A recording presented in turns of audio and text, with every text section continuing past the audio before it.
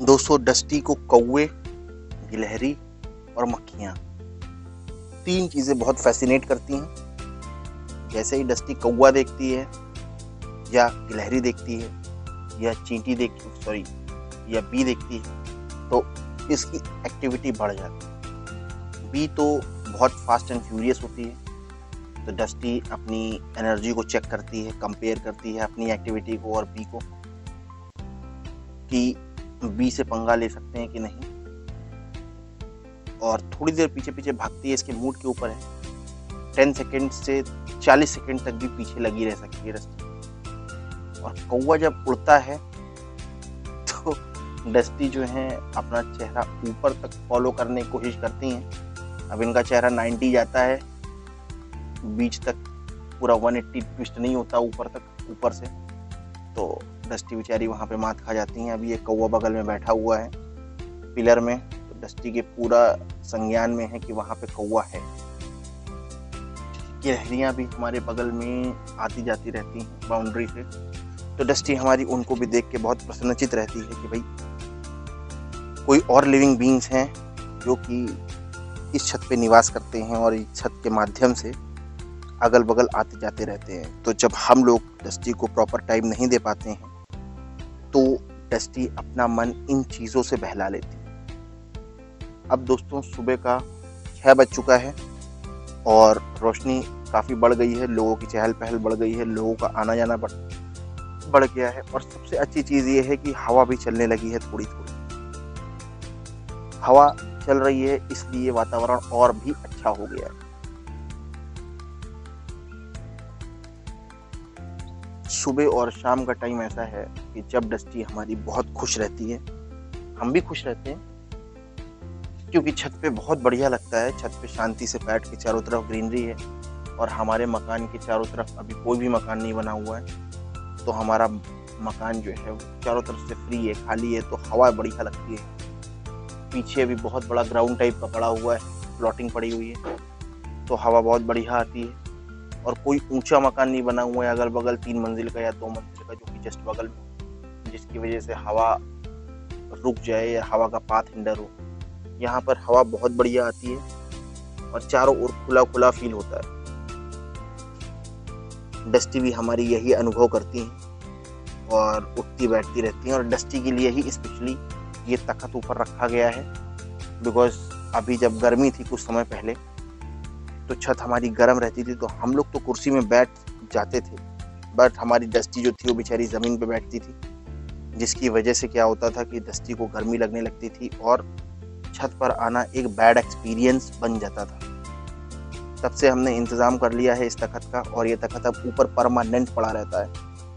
पहले हम लोगों को डस्टी को सहारा देके ऊपर चढ़ाना पड़ता था, बट अब डस्टी अपने आप ही ऊपर चढ़ जाती है, और अगर आपको बगल में लेटना है तो लेट जाओ, लेकिन डस्टी वहाँ से हटेगी नहीं। डस्टी अब ऊपर ही बैठती है, चाहे 2 लोग बैठे हों चाहे 4 लोग बैठे हों, वो अपना स्पेस बना के ऊपर ही बैठती है। और डस्टी को अभी मैंने थोड़ा बहुत खिला दिया है बॉल से, खेल खेल के डस्टी थक गई है, इसीलिए डस्टी ने अपना इंटरेस्ट लूज कर दिया है।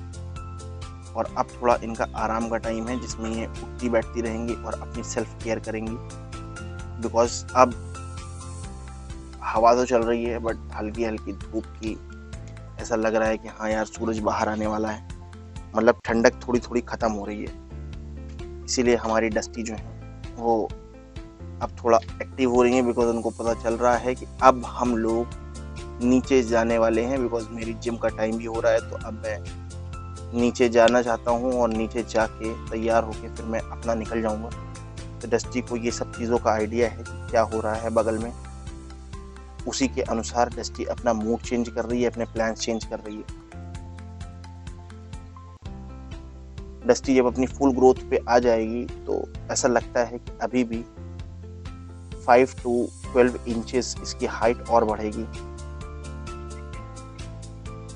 क्योंकि ये 24 इंचेस के होते हैं। जर्मन शेपर्ड जो मेल होते हैं वो 24 या 26 इंचेस तक, फाइनली उनका 2 फुट 2 इंच तक उनकी हाइट जाती है।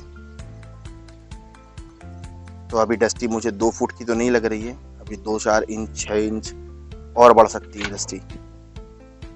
तो देखते हैं कि डस्टी की हाइट पूरी कितनी जाती है और डस्टी हमारी जब 1 साल की हो जाती हैं तो कैसी दिखती है। डस्टी के पेरेंट्स तो बड़े धाकड़ हैं भैया। डस्टी के पेरेंट्स की फ़ोटो है हमारे पास। तो इनके पेरेंट्स तो बहुत ज़बरदस्त हैं और कभी कभी हमारे बगल में जो प्लॉट खाली पड़ा है तो जब हम लोग इसको टॉयलेट कराने को ले जाते हैं तो उनकी झलक दिखने लगती है, बिकॉज इसका एग्रेशन जिस तरह से चलती है, जिस तरह से उठती है, अचानक से एक्टिविटी बढ़ा देती है, अचानक से आपकी तरफ भाग के आती है, तो ऐसा लगता है कि हाँ यार, ये जो है इनके पेरेंट्स की छाप इसमें दिख रही है।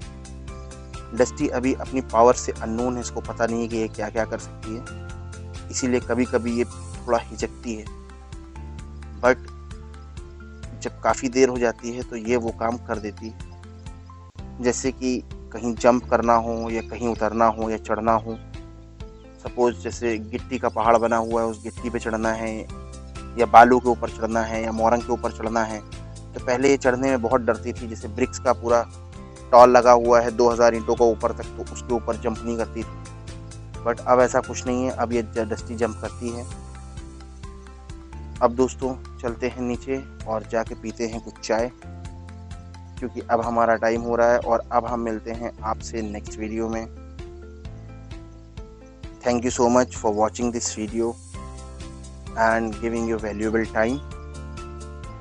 आपकी डस्टी मिलेगी आपसे अब next video. Bye bye, have a nice day.